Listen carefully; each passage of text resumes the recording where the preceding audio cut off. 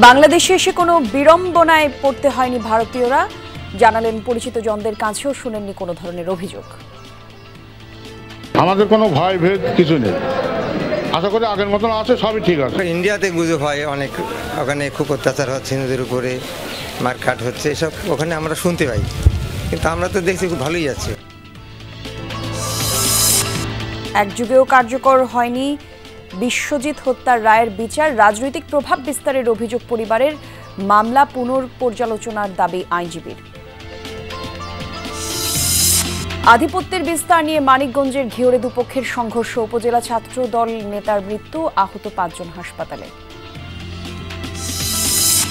মানিকগঞ্জের দুর্গম এক ইউনিয়ন থেকে দেয়া হয়েছে প্রায় 800 ভুয়া জন্ম নিবন্ধন, মোটা অঙ্কের টাকার বিনিময়ে করিয়ে নিয়েছে রোহিঙ্গা ও অপরাধীরা। যাচাই বাছাই করতে হবে যে আসলে এই ক্ষেত্রে কারা কারা জড়িত আছে এর সাথে। আরো ভয়াবহ বন্যায় ফেনীবাসীর পাশে ছিল রেড ক্রিসেন্ট সোসাইটি, ঘুরে দাঁড়ানোর লড়াইয়ে নানা কার্যক্রমে দুর্গতদের মুখে এসেছে হাসি। ঘরে হাঁস মরা ছিল, এগুলো এবারে ঢলে পানির লগে গেছে, বাদলি হান্ডি হাতিল সব গেছে, নাই কিছু নেই। বন্যা বিভিন্ন রকমের প্রজেক্ট আছে যেগুলো পরবর্তীতে ফেনী জেলার বন্যা পরবর্তী মানুষের সহায়তায় কাজে আসবে। বেগম রোকেয়া দিবসে জেলায় জেলায় র্যালি, আলোচনা সভা। জন্মস্থান রংপুরে, এতদিনেও পূর্ণতা পায়নি মহিষী নারীর স্মৃতি কমপ্লেক্সটি।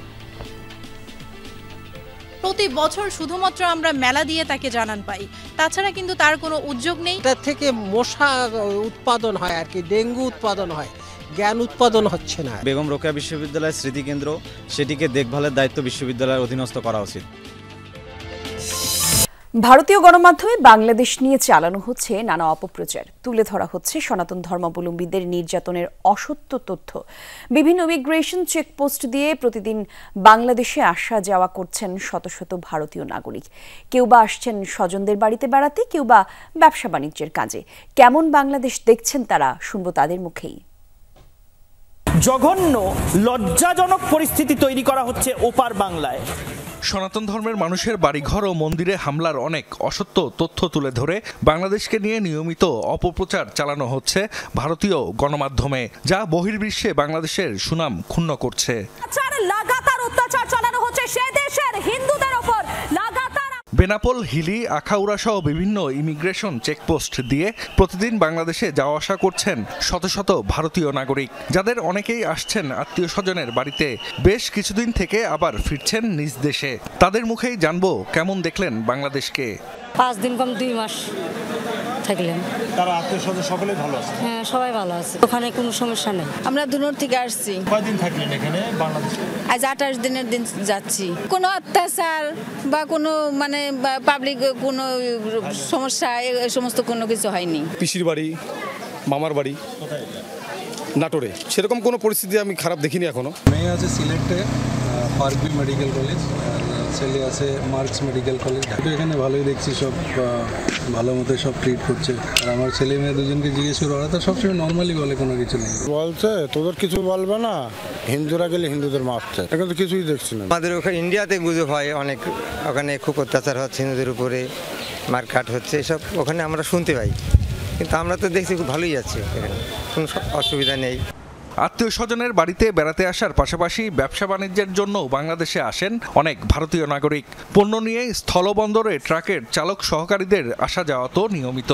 তারাও বলছেন বাংলাদেশে কোনো বিড়ম্বনায় পড়তে হচ্ছে না তাদের। পরিচিত জনদেরও নেই কোনো অভিযোগ। এখানে সব যেন মনে হয় আমাদের ভাই ভাই মতন হয়ে গেছে। হ্যাঁ, আমরা যাতায়াত করতে করতে খারাপ ব্যবহার কেউ করে না। ব্যবসা বাণিজ্যের কোনো ঠিক মতো করতে পারছেন কিনা?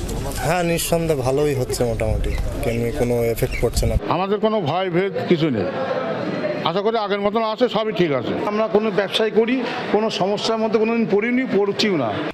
বাংলাদেশে ক্ষমতার পট পরিবর্তনের পর ভারত ভিসা কার্যক্রম সীমিত করায় ইমিগ্রেশন চেকপোস্ট দিয়ে পাসপোর্টধারী যাত্রী যাওয়া আসা আগের তুলনায় অনেক কমেছে। জাহিদ হাসান, যমুনা নিউজ। এদিকে ভারতের করিমগঞ্জে সনাতনী ঐক্য মঞ্চের বিক্ষোভের জেরে 6 দিন ধরে বন্ধ রয়েছে সিলেটের জকিগঞ্জ শুল্ক স্টেশনে পণ্য আমদানি রপ্তানি কার্যক্রম। গত 3 ডিসেম্বর বিকেলে ভারতের শ্রীভূমিতে সনাতনী ঐক্য মঞ্চের বিক্ষোভের পর থেকেই এই শুল্ক স্টেশনে দেখা দেয় অচল অবস্থা। ফলে অলস সময় কাটাচ্ছেন বন্দরের কর্মচারীরা, লোকসানের মুখে দুদেশের ব্যবসায়ীরাও। আমদানি রপ্তানি চালু করতে এখনো আনুষ্ঠানিক উদ্যোগ গ্রহণ করা হয়নি, তবে সিলেটের অন্যান্য স্থলবন্দর এবং শুল্ক স্টেশনে স্বাভাবিক রয়েছে আমদানি রপ্তানি। সাদা পোশাকে কাউকে গ্রেফতার করা যাবে না, এমন নির্দেশনা দিয়েছে স্বরাষ্ট্র উপদেষ্টা অবসরপ্রাপ্ত লেফটেন্যান্ট জেনারেল জাহাঙ্গীর আলম চৌধুরী। সকালে খুলনার শিল্পকলা একাডেমি মিলনায়তনের জেলার পুলিশ, ফায়ার সার্ভিস সহ সকল সরকারি কর্মকর্তাদের সাথে মতবিনিময় সভায় এসব কথা জানান তিনি। জানান, অনেক জায়গায় মব অ্যাক্ট ঘটছে হত্যাকাণ্ডের ঘটনাও, আর তাই নিজের হাতে আইন তুলে না নিয়ে অপরাধীদের পুলিশে সোপর্দ করার আহ্বান জানান স্বরাষ্ট্র উপদেষ্টা। পাশাপাশি ভুয়া মামলাকারীদের বিরুদ্ধে ব্যবস্থা গ্রহণের হুঁশিয়ারি দেন তিনি। জাহাঙ্গীর আলম বলেন, কোনো রাজনৈতিক দলকে বাড়তি সুবিধা দেওয়ার সুযোগ নেই। আইন শৃঙ্খলা বাহিনীর সুশাসন প্রতিষ্ঠা করতে হলে বাহিনীগুলোকে তেলবাজি বন্ধ করতে হবে। উপদেষ্টা জানান, থানা থেকে লুট হওয়া অনেক অস্ত্রই এখনো উদ্ধার হয়নি। খোয়া যাওয়া সেসব অস্ত্র উদ্ধার হলে পরিস্থিতি আরও স্বাভাবিক হবে বলে মনে করেন জাহাঙ্গীর আলম চৌধুরী।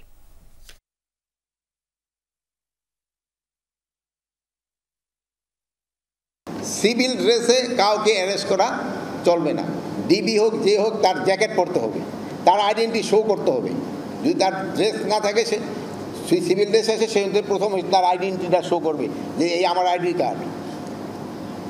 সিভিল ড্রেসে কাউকে অ্যারেস্ট করা চলবে না। আর কোনো নিরপরাধ যেন শাস্তি না পায়, এই দিকে আপনার খেয়াল রাখতে হবে। শত শত মানুষ, আইন শৃঙ্খলা বাহিনীর সদস্য আর সাংবাদিকদের ক্যামেরার সামনে প্রকাশ্যে নৃশংসভাবে কুপিয়ে হত্যা করা হয়েছিল শরীয়তপুরের বিশ্বজিৎ দাসকে, যার নেপথ্যে ছিল সম্প্রতি নিষিদ্ধ হওয়া সংগঠন ছাত্রলীগের নেতাকর্মীরা।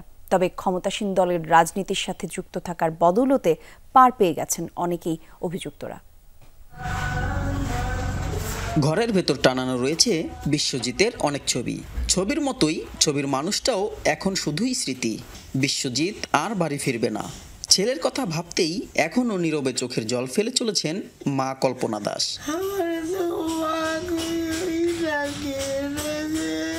2012 সালের 9 ডিসেম্বর বিএনপির নেতৃত্বাধীন 18 দলের অবরোধ কর্মসূচি চলাকালে শিবির সন্দেহে পুরান ঢাকায় কুপিয়ে হত্যা করা হয় নড়িয়া উপজেলার বিশ্বজিৎ দাসকে। এ ঘটনায় 21 জনের মধ্যে 8 জনের মৃত্যুদণ্ড এবং 13 জনের যাবজ্জীবন সাজা দেওয়া হলেও আওয়ামী লীগ সরকার আমলে মৃত্যুদণ্ডপ্রাপ্তদের মধ্যে 6 জনের সাজা কমিয়ে যাবজ্জীবন করা হয়। 2 জনের ফাঁসির আদেশ কার্যকর হয়নি 12 বছরেও।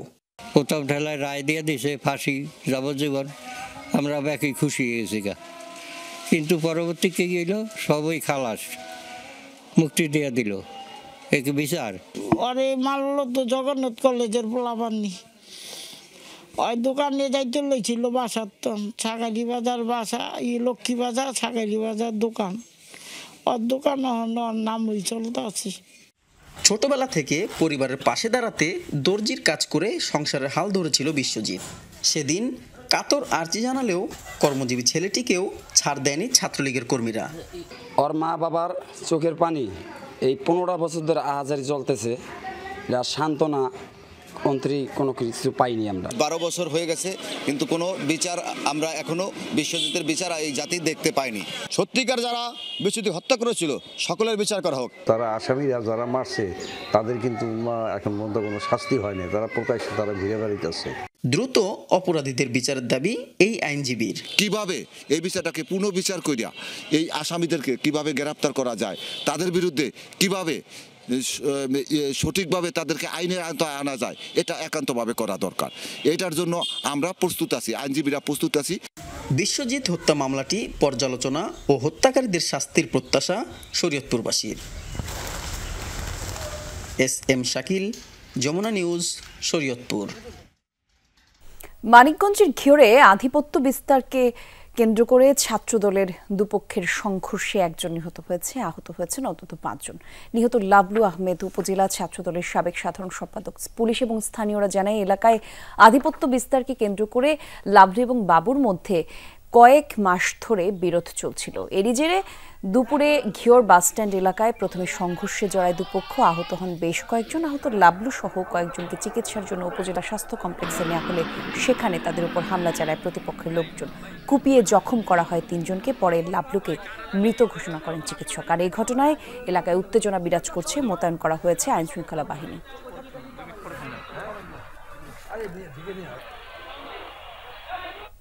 এ বিষয়ে আরো তথ্য জেনে নেব সহকর্মী বিএম খোরশেদের কাছ থেকে।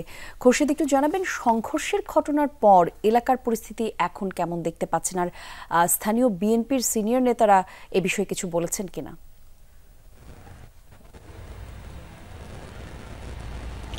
কলি, এই সংঘর্ষের পর আসলে এলাকায় কিন্তু একটি থমথমে অবস্থা কিন্তু বিরাজ করছে।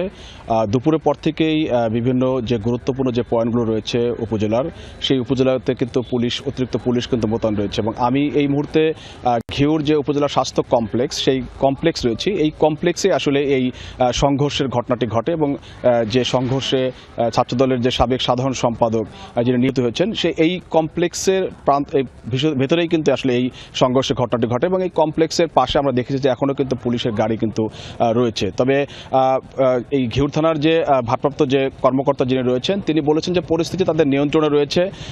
এই সংঘর্ষে একজন নিহত হওয়ার পর বেশ কয়েকজন কিন্তু গুরুতর আহত রয়েছে এবং এর মধ্যে 2 জনের অবস্থা আশঙ্কাজনক।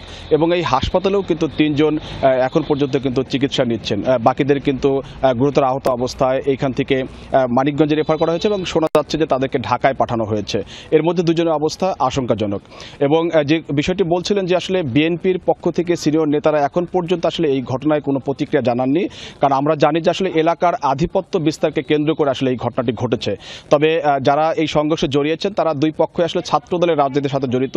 তবে এইটাকে আসলে রাজনৈতিক যে সংঘর্ষ, সেইটাকে আসলে বলতে নারাজ এখানকার যারা স্থানীয় যারা বিএনপি নেতা কর্মী যারা রয়েছেন। তবে জেলার যে বা উপজেলা পর্যায়ের যে সকল সিনিয়র নেতারা আছে, এই বিষয়ে আসলে এখন পর্যন্ত আনুষ্ঠানিকভাবে আসলে কোনো বক্তব্য তাদের আসলে পাওয়া যায়নি।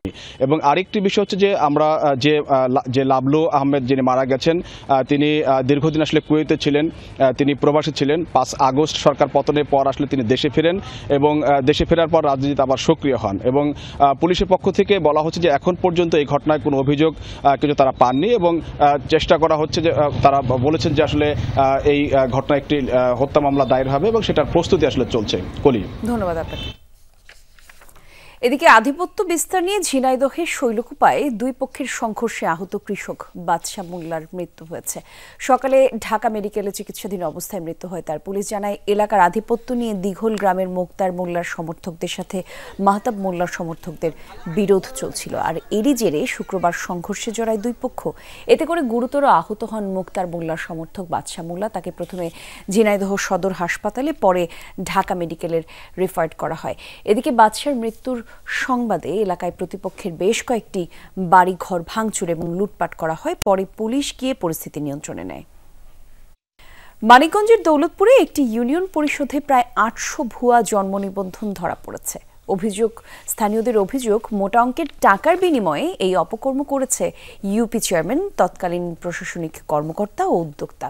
এসব নিবন্ধন রোহিঙ্গা এবং বিভিন্ন অপরাধের সঙ্গে সংশ্লিষ্ট ব্যক্তিদের হওয়ার শঙ্কা রয়েছে। বিষয়টি জানার পর জন্ম নিবন্ধন সার্ভার বন্ধ রেখে তদন্তে নেমেছে উপজেলা প্রশাসন। মানিকগঞ্জ শহর থেকে 37 কিলোমিটার দূরে যমুনা পারে দৌলতপুরের চরকাটারি ইউনিয়ন পরিষদ। নদীগর্ভে বিলীন হওয়ার পর চেয়ারম্যান বাড়ির এই টিনের ঘরেই চলে পরিষদের কার্যক্রম। মানিকগঞ্জ, টাঙ্গাইল ও সিরাজগঞ্জ জেলার সীমান্তবর্তী এই এলাকা টার্গেট করেছিল ভুয়া জন্ম নিবন্ধনকারী চক্রটি। গেল 10 মাসে 795টি ভুয়া জন্ম নিবন্ধন হয়েছে এই ইউনিয়নে, যারা সবাই অন্য জেলার বাসিন্দা। বিষয়টি প্রথমে নজরে আসে পরিষদের এই প্রশাসনিক কর্মকর্তার। ভোটার আইডি কার্ড দেখছি, তো ভোটার আইডি কার্ডের প্রথম পার্টটা দেয়া, দ্বিতীয় পার্ট ঠিকানার পার্টটা দেয়া নাই। তখন আমার একটু সন্দেহ হয়েছিল যে এটা আসলে কিভাবে হইল। আবেদন ফর্মে তো মেম্বারের স্বাক্ষর লাগে, চেয়ারম্যানের স্বাক্ষর লাগে, আবার একজন ডাক্তারের সার্টিফিকেট স্বাক্ষর লাগে। কিন্তু এখানে যদি আবেদনগুলাই সাবমিট করে নাই, আবেদনগুলাই নাই, অনলাইনে করে অনলাইনেই সনদগুলো দিছে। এবং মানিকগঞ্জে আরও কয়েক ইউনিয়নে হয় শুনছি আর কি। তো এরকম ওদের চক্রের মাধ্যমে আর্থিকভাবে লাভবান হওয়ার জন্য এই ধরনের কাজগুলো হইতেছে। ধারণা করা হচ্ছে ভুয়া জন্ম নিবন্ধনকারী ব্যক্তিরা রোহিঙ্গা অথবা বিভিন্ন অপরাধের সঙ্গে সংশ্লিষ্ট হতে পারে। মোটা অঙ্কের টাকার বিনিময়ে ইউপি চেয়ারম্যান আইয়ুব আলী, তৎকালীন প্রশাসনিক কর্মকর্তা আলমগীর হোসেন ও ইউনিয়ন পরিষদের ডিজিটাল সেন্টারের উদ্যোক্তা আব্দুল জলিল ভুইয়া জন্মসনদ দিয়েছেন বলে অভিযোগ। 795টা জন্ম নিবন্ধনই শুধু এখানে বহিরাগত হয় নাই, এই 795টা এনআইডি কার্ডও বহিরাগত এবং 700 এনআইডি কার্ড দিয়ে 795টা পাসপোর্টও তৈরি হয়েছে। সেই 795টা পাসপোর্টও কিন্তু সেই বাংলাদেশের নাম ব্যবহার করে কিন্তু কেউ না কেউ কোনো বিদেশে পাড়ি জমায়। ওনা বলছে যে আমার আইডি কার্ড দিয়ে কম্পিউটারম্যান এ কাজ করছে, কিন্তু আসলে তা না। উনি উদ্যোক্তা হিসাবে উনি নিজেই করছে, ওনা বলছে ওনা করছে। যেহেতু এখানে রোহিঙ্গারা আসছে, এখানে বড় একটা চ্যানেল এখানে কাজ করছে, আর তারা টাকার বিনিময় ছাড়া তারা এই কাজটা করে নাই। যেহেতু 795 জন, তারা অবশ্যই টাকার বিনিময়ে এটা কাজ করছে। সাংবাদিক আসার খবরে গা ঢাকা দেন চেয়ারম্যান ও উদ্যোক্তা। ইউনিয়ন পরিষদ ও ব্যবসা প্রতিষ্ঠানে তালা ঝুলিয়ে কেটে পড়েন তারা। অভিযুক্তদের বাড়িতে গিয়েও খোঁজ মেলেনি। তার মধ্যে আমার বাড়ির আইডিতে কোনো কিছু হয় নাই, তো চেয়ারম্যানের আইডি দিয়ে তো সবকিছু হয়েছে। আমার বাড়িতে একজন কামলা মানুষ। এরই মধ্যে সংশ্লিষ্ট মন্ত্রণালয়কে জানানো হয়েছে ঘটনাটি। তদন্তে মাঠে নেমেছে স্থানীয় প্রশাসন। কারণ দর্শাতে বলা হয়েছে চেয়ারম্যান ও প্রশাসনিক কর্মকর্তাকে। এক্ষেত্রে আমরা প্রাথমিকভাবে যেটা জানতে পেরেছি সেটা হচ্ছে চেয়ারম্যান এবং সচিব তারাই হচ্ছে উদ্যোক্তাকে আইডি পাসওয়ার্ড দিয়েছে এবং উদ্যোক্তা এই কাজগুলো করেছে। প্রাথমিকভাবে এটা আমরা জানতে পেরেছি। তো তাদের নির্দেশনায় এই কাজগুলো করা হয়েছে কিনা এই বিষয়টা আমাদের যাচাই বাছাই করতে হবে যে আসলে এই ক্ষেত্রে কারা কারা জড়িত আছে এর সাথে। আরো স্থানীয়রা বলছেন এই ঘটনার নেপথ্যে আছে বড় কোনো সিন্ডিকেট। জড়িত সবার দৃষ্টান্তমূলক শাস্তির দাবি তাদের। BM Khorshed, Jamuna news, Manikganj. শেরপুরের সীমান্ত জনপদে হাতির হানা যেন নিত্য নৈমিত্তিক বিষয়। পাহাড় থেকে খাদ্যের সন্ধানে প্রায় ফসলি জমিতে নেমে আসে বনো হাতির দল। এতে ক্ষুব্ধ হয়ে প্রাণীটির উপর চড়াও হয় অনেকেই। পরিবেশবিদরা বলছেন, পাহাড় কেটে বসতবাড়ি তৈরির কারণে কমেছে হাতির আবাসস্থল। অভয়াশ্রম তৈরির মাধ্যমে লোকালয়ে হাতির আক্রমণ কমাতে সরকারের প্রতি আহ্বান স্থানীয়দের। ক্ষুধার তাড়নায় লোকালয়ে নেমে এসেছে বন্য হাতির পাল। কৃষকের খেতে খুঁজছে বেঁচে থাকার একমাত্র রসদ, খাবার। শেরপুরের সীমান্তবর্তী উপজেলার পাহাড়ি এলাকায় সারা বছরই চোখে পড়ে হাতিদের বিচরণ। তবে মাঝে মধ্যে খাবারের সন্ধানে টিলা থেকে সমতলে নেমে আসে হাতির দল। কখনো ফসলি জমি, আবার কখনো হানা দেয় লোকালয়। বন্য প্রাণীটির এমন আচরণে আতঙ্কে দিন কাটে এই এলাকার বাসিন্দাদের। হাতি আসে, প্রতি রাত্রেই আসে, 30টা 40টা এরকম আসে। আইসা হেরে এই ধানের ফসল, সবজি বাগান যা আছে সব খাইয়া ফেলা। হাতি আইসা সমস্ত ক্ষেতগুলো যে দেখেন ধুলিসাৎ, মানে কিচ্ছু নাই। এমন কোন দিন, এমন কোন রাত নাই যে আমাদের এখানে হাতি না আসে। আমরা হাতি যখন আসে তখন আমরা বিপদে থাকি। এবার তো বন্যা খায় শেষ করছে। এখন যে সাইডে ধান আছে হাতি খুব অত্যাচার করে। হাতির তাণ্ডব থেকে জমির ফসল বাঁচাতে প্রায় রাত জেগে পাহারা দিতে হয় চাষিদের। সোলার ফেন্সিং এর মাধ্যমেও ফসল রক্ষার চেষ্টা চলে। বিভিন্ন সংগঠনের পক্ষ থেকেও কৃষকদের মাঝে বিতরণ করা হয় সার্চ লাইট ও ভেপু। তবে বিশালদেহী প্রাণী তাতেও দমে না। হাতি তাড়ানোর কৌশল হিসেবে স্থানীয় জনগণের মধ্যে আমরা বিভিন্ন ধরনের লাইট এবং মশাল বিতরণ করে থাকি। একই সাথে যারা ক্ষতিগ্রস্ত হয়, যাদের ফসল বাড়িঘর ক্ষতিগ্রস্ত হয়, তাদের জন্য বন বিভাগের সাথে সমন্বয় করে আমরা ক্ষতিপূরণের ব্যবস্থা করে থাকি। কিন্তু পরিবেশবিদরা বলছেন ভিন্ন কথা।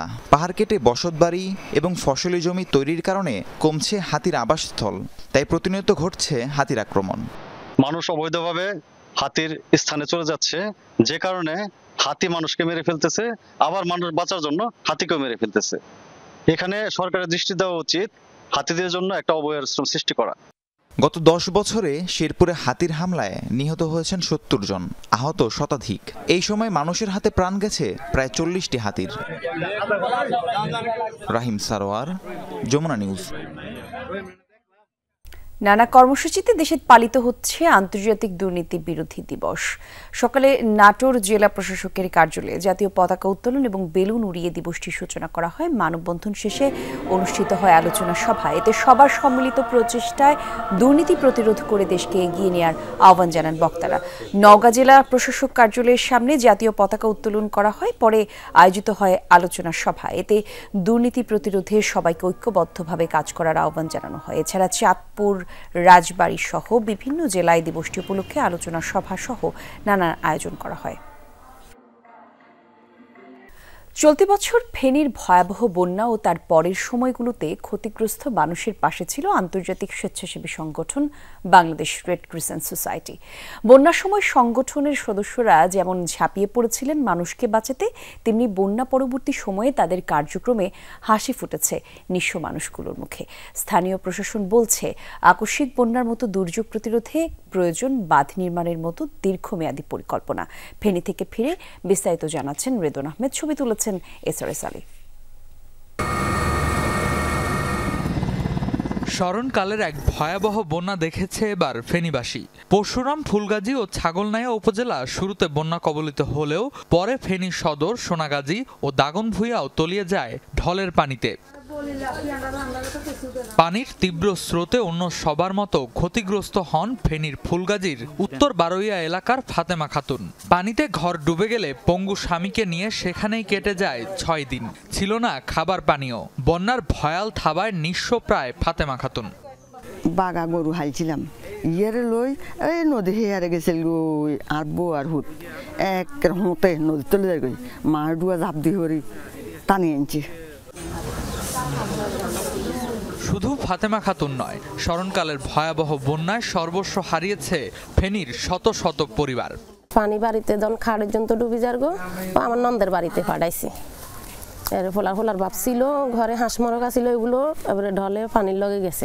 থাকার কষ্ট, দুইটা বাচ্চা লই, খাতা কারবার আনের বালিশ কিছু নাই, তোষক খাট আনের ঘরের আদলি বাদলি হান্ডি হাতিল সব গেছে, নাই কিছু নেই বন্যা। এখনো ফেনীর বিস্তীর্ণ এলাকা জুড়ে বন্যার ক্ষতি স্পষ্ট। পুনর্বাসনের কাজে ব্যস্ত বেসরকারি বিভিন্ন প্রতিষ্ঠান ও স্বেচ্ছাসেবী সংগঠন। এরই মধ্যে 24,000-এরও বেশি পরিবারকে নগদ অর্থ সহায়তা দিয়েছে আন্তর্জাতিক স্বেচ্ছাসেবী সংগঠন বাংলাদেশ রেড ক্রিসেন্ট সোসাইটি। এছাড়া টিউবওয়েল প্রতিস্থাপন, ল্যাট্রিন নির্মাণ, ঘর মেরামত সহ দীর্ঘমেয়াদী পরিকল্পনার আওতায় আনা হয়েছে প্রায় 3 লাখ পরিবারকে। আমরা ইতিমধ্যে 75টি লেট্রিন মানে নির্মাণের কাজ আমাদের চলমান রয়েছে। এগুলো আমাদের প্রায় শেষের পথে। আমাদের সামনে আরও বিভিন্ন রকমের প্রজেক্ট আছে, যেগুলো পরবর্তীতে ফেনী জেলার বন্যা পরবর্তী মানুষের সহায়তায় কাজে আসবে। দুর্যোগ মোকাবেলায় স্বেচ্ছাসেবীদের কাজের প্রশংসা ছিল সবার মুখে। তবে এ ধরনের আকস্মিক বন্যা মোকাবেলায় বাঁধ নির্মাণের মতো দীর্ঘমেয়াদী পরিকল্পনার তাগিদ স্থানীয় প্রশাসনের। এই বন্যা যে আবার হবে না, এটা আসলে বলাটা খুব মুশকিল, কারণ এটা হচ্ছে আপনার প্রাকৃতিক কারণেই হচ্ছে, যেখানে আপনার প্রতি বছর বন্যা হয়। এলাকার মানুষের প্রাণের দাবি হচ্ছে এটা টেকসই বাঁধ নির্মাণ। বন্যায় মুহুরী সহ 3টি নদীর পানিতে প্লাবিত হয় ফেনীর 6টি উপজেলা। বানভাসীদের সহায়তায় সবার আগে যারা এগিয়ে এসেছিলেন তাদের মধ্যে অন্যতম বাংলাদেশ রেড ক্রিসেন্ট সোসাইটি। তখন শুকনো খাবার আর বিশুদ্ধ পানি দিয়ে পাশে থাকলেও পরবর্তীতে ঘর নির্মাণ সহ বিভিন্ন দীর্ঘমেয়াদী পরিকল্পনা বাস্তবায়নে কাজ করছে তারা। স্থানীয়রা বলছেন, এ ধরনের পরিকল্পনা বাস্তবায়ন হলে নতুন করে আশার সঞ্চার করবে ফেনীবাসী।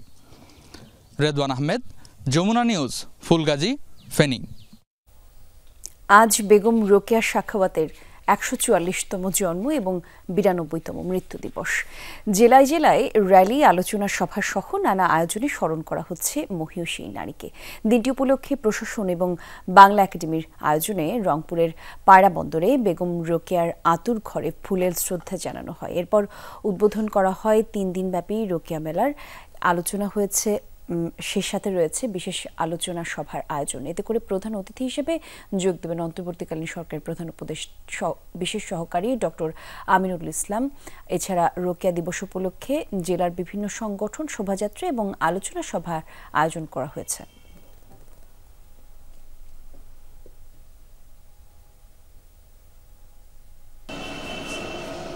বেগম রোকেয়া দিবস উপলক্ষে নওগাঁতেও নানা কর্মসূচি পালিত হয়। সকালে শহরের বিএমসি মহিলা কলেজ চত্বরে বেগম রোকেয়ার স্মৃতিকে ফুল দিয়ে শ্রদ্ধা জানানো হয়। এ সময় রোকেয়ার জীবন আদর্শ এবং সৃষ্টিকর্মগুলোকে নিজ নিজ ক্ষেত্রে বাস্তবায়নের দৃঢ় প্রত্যয় ব্যক্ত করেন বিভিন্ন সমাজকর্মী এবং শিক্ষার্থীরা। এছাড়া জেলা প্রশাসনের উদ্যোগে বেশ কয়েকজন নারী জয়িতাকে সম্মাননা দেওয়ার উদ্যোগ নেওয়া হয়েছে।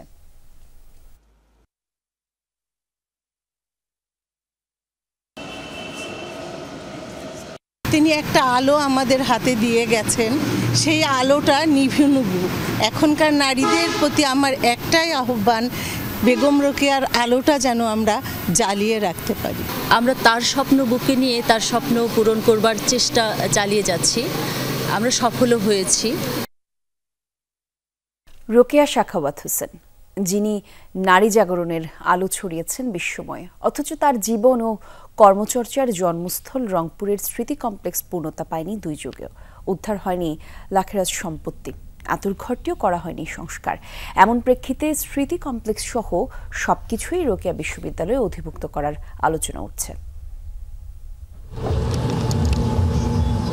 রংপুর মিঠাপুকুরের পায়রাবন্দ ইউনিয়নের খোদ্দ মুরাদপুর গ্রাম। এখানেই 1880 সালের 9 ডিসেম্বর জন্ম নেন বেগম রোকেয়া। রোকেয়ার জীবন ও কর্ম নতুন প্রজন্মের কাছে তুলে ধরতে প্রায় 4 কোটি টাকা ব্যয়ে নির্মাণ করা হয় বেগম রোকেয়া স্মৃতি কমপ্লেক্স। 2001 সালে চালুর পর 2.5 মাসের মাথায় থেমে যায় কার্যক্রম। গবেষণা কক্ষের তালা খোলেনি 23 বছরেও। প্রশিক্ষণ কেন্দ্রের সেলাই মেশিন ঢাকনাবন্দি, সেমিনার রুমে ধুলার আস্তরণ। খোলা পাওয়া যায় কেবল পাঠাগারটি, সেখানেও ধুলায় ধূসরিত। যদিও আশা দেখাচ্ছে বাংলা একাডেমি। তার জন্মস্থানটি এখনো অবহেলিত রয়েছে। প্রতি বছর শুধুমাত্র আমরা মেলা দিয়ে তাকে জানান পাই, তাছাড়া কিন্তু তার কোনো উদ্যোগ নেই এবং কোনো উন্নয়ন নেই। এটা থেকে মশা উৎপাদন হয় আর কি, ডেঙ্গু উৎপাদন হয়, জ্ঞান উৎপাদন হচ্ছে না। এই রোকেয়া স্মৃতি কেন্দ্রে বেশ কিছু প্রশিক্ষণ কর্মসূচি চালু ছিল, যেগুলো আপাতত বন্ধ রয়েছে। আশা করছি যে খুব শীঘ্রই সেটি চালু হবে। বিশেষ করে সঙ্গীত প্রশিক্ষণ কোর্সটি খুব শীঘ্রই চালু হবে। বাস্তবতাটা যখন এমন, বাহিরের নান্দনিক এই সৌন্দর্যটুকু বজায় থাকলেও ভেতরে কেবল পাঠাগার ছাড়া আর কোনো কার্যক্রমই সচল নেই। এমন অবস্থায় বেগম রোকেয়া বিশ্ববিদ্যালয় থেকে এই স্মৃতিকেন্দ্রটিকে একীভূত করার প্রস্তাবনা তোলা হচ্ছে, কিন্তু সেটি কিভাবে সম্ভব? স্মৃতি কেন্দ্রটিকে বিশ্ববিদ্যালয়ের অধিভুক্ত করতে বিভিন্ন যুক্তি তুলে ধরছেন শিক্ষার্থী, শিক্ষকরা। বেগম রোকেয়াকে ধারণ করে যেহেতু এই বেগম রোকেয়া বিশ্ববিদ্যালয়, সুতরাং বেগম রোকেয়া বিশ্ববিদ্যালয়ের স্মৃতিকেন্দ্র সেটিকে দেখভালের দায়িত্ব বিশ্ববিদ্যালয়ের অধীনস্থ করা উচিত। যে রিসোর্সগুলো এখন ওখানে আছে, যা নিয়ে আরও গবেষণা করা সম্ভব, সেগুলো শিক্ষার্থীরা সঠিকভাবে ব্যবহার করতে পারবে। বেগম রোকেয়া বিশ্ববিদ্যালয় যেটা করবে, ওখানে একজন পরিচালক নিযুক্ত করবে, ওখানে একজন সিকিউরিটি দিবে, ওখানে অফিসার নিয়োগ করবে, তাহলে জায়গাটি সচল হবে এবং জায়গাটি একটা প্রাণ ফিরে পাবে। এবং গবেষণার জন্য এটা আমাদের ভবিষ্যতের জন্য এটা খুবই দরকার। ভিসি জানালেন, একীভূত করা গেলে গবেষণা ও চর্চায় মনোযোগী হবে দেশি বিদেশি গবেষকরা। গবেষণায় যে যত বেশি তার নিয়ে আলোচনা করবে, তার স্মৃতিকে নিয়ে আলোচনা করবে, তত বেশি ভবিষ্যৎ প্রজন্ম তারা জানার একটা ক্ষেত্র সৃষ্টি হবে। 1932 সালের 9 ডিসেম্বর কলকাতায় মারা গেলে সোদপুরে সমাহিত করা হয় বেগম রোকেয়াকে। সরকার, মাঝারুল মান্নান, যমুনা নিউজ, রংপুর।